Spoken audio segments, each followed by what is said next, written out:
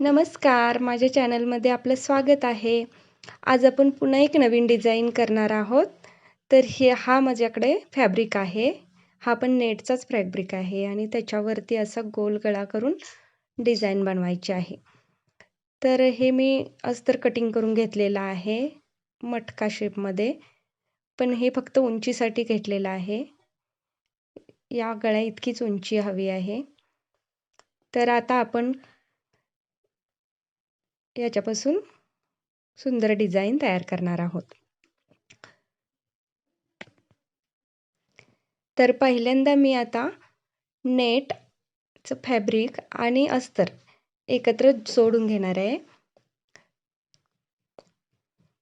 तर आता नेटला पहिल्यांदा मी खालच्या बाजूने शिलाई मारून घेत आहे, म्हणजे खालच्या बाजूची लेस डिझाईन करेक्ट कमरपट्टीवरतीच आली पाहिजे त्याच्यासाठी. त्यानंतर आता पूर्ण फॅब्रिक जोडून घेणार आहे.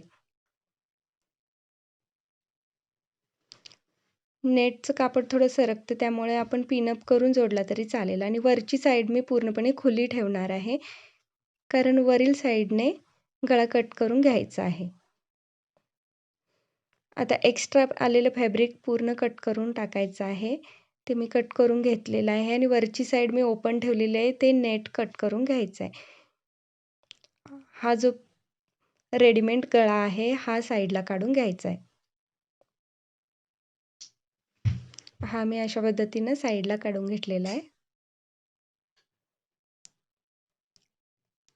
आणि आता ह्या गळ्याच्या उंची एवढीच आपल्याला उंची शिलाई मारून घ्यायची आहे. पण त्यासाठी हा फॅब्रिक कशा पद्धतीनं ठेवायचा आहे हे मी तुम्हाला दाखवत आहे. अशा पद्धतीनं डिझाईन तयार करायची आहे दोन्ही साईडला. तर इथंपर्यंत डिझाईन येणार आहे, त्यामुळे आता मला पुन्हा हा गळा राऊंड शेपमध्ये आखून घ्यायचा आहे असा. हा राऊंड शेपमध्ये असा आखून दोन्ही साईडला प्रिंट करून घ्यायचा आणि त्याच्यावरती आता शिलाई मारून घ्यायची आहे. आणि ही शिलाई मारून झाल्यानंतरच मग अस्तर कट करून टाकायचं आहे. आता हे अस्तर कटिंग करून झाल्यानंतर राऊंड शेपमध्ये अस्तर कट करायचं आणि अस्तर कटिंग करून झाल्यानंतर त्याआधी आपल्याला शोल्डर किती आहे ते बघून घ्यायचं आहे. तर याला 3 इंचाचं शोल्डर लागणार आहे आणि हा गळ्याचं फिनिशिंग करून घ्यायचं आहे. कॅमेरा सरकल्यामुळे मी गळ्याला लावलेली फिनिशिंग पट्टी दिसत नाही आहे. हे पहा, अशा पद्धतीनं मी पलटवायची पायपिंग पट्टी बनवून घेतली आहे ती अस्तरपासून, आणि आता ती पुन्हा दाब टीप मारून पलटवून घेणार आहे. अशा पद्धतीनं आता दाब टीप मारून हे अस्तर परतवून घ्यायचं आहे.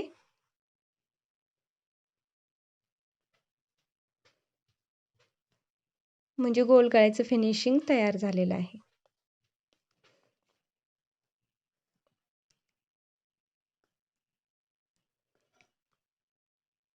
आता हा गोल गळा रेडी आहे. त्याच्यानंतर आपल्याला या नेट फॅब्रिकपासून डिझाईन बनवून घ्यायची आहे. तर जे मी अस्तर कट केलं होतं त्यालाच आता हा गळा जॉईंट करून घ्यायचा आहे. ते अस्तर देखील वेस्ट जात नाही. हा उलट्या साईडनं जॉईंट करून घ्यायचा आहे आणि कट करून घ्यायचा आणि नंतर त्याला छोटे छोटे कट्स मारून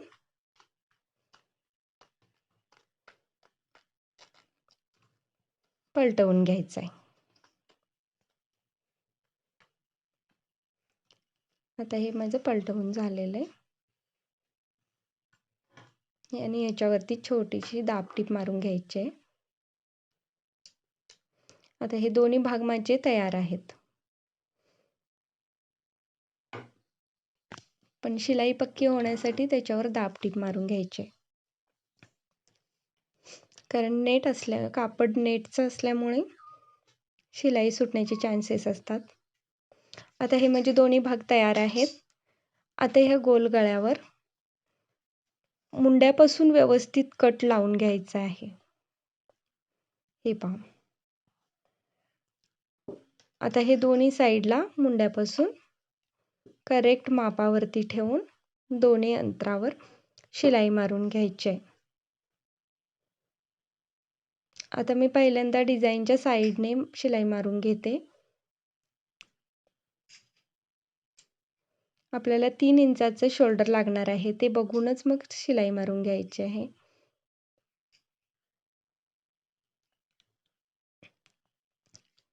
असं दोन्ही साईडचं जॉईंट करून घ्यायचं आहे.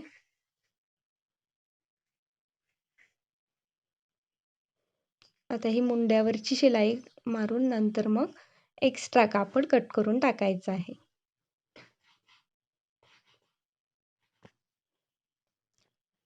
अशा प्रकारे या साईडला देखील लावून घ्यायचं आहे. अशा पद्धतीने दोन्ही साईड लावून झाल्यानंतर आपण मुंडा एक वेळ चेक करून घ्यायचा आहे, करेक्ट माप आहे की नाही, आणि वरील शोल्डर देखील 3 इंचाचे राहिले की नाही ते आपण चेक करून घ्यायचं आहे.